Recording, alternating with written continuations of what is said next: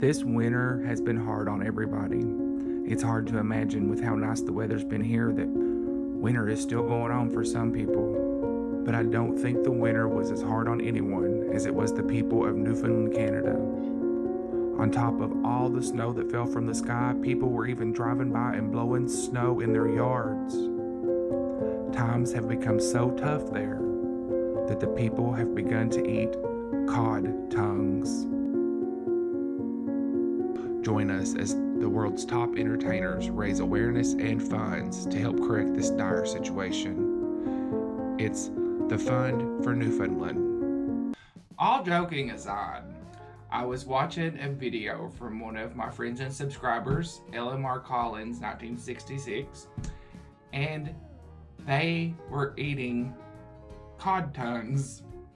So in the video, they buy these fish tongues and take them home, and then she has a video after it where she cooks them and they eat them. And she says that she doesn't like, she doesn't like the bigger ones because the consistency changes and everything. And the whole thing here just rocked my simple little mind, because it's not so much that they're eating fish tongues or tongues in general. I've eaten beef tongue tacos and I like them.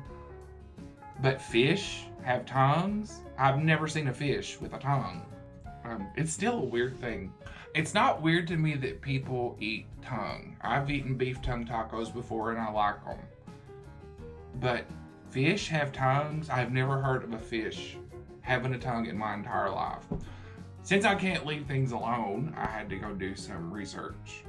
So it turns out some fish do have tongues, but they're not necessarily tongues like we have or what we're thinking. It's more like cartilage instead of muscle, and its only purpose is to sit on the bottom of the fish's mouth and protect its aorta or some artery or something that's important. It'll die if it don't have it. So that's why those fish have tongues. Now, not all fish have tongues, and the fish we normally think of around here, catfish, bass, bluegill, crappie, things like that, none of those have tongue. Now, one fishy thing that I've eaten that I know is probably odd to some people, probably not too many people around here, are fish eggs.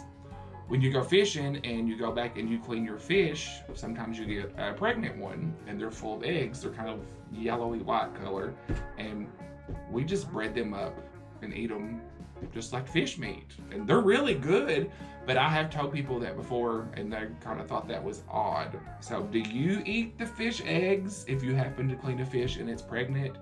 Do you just toss them?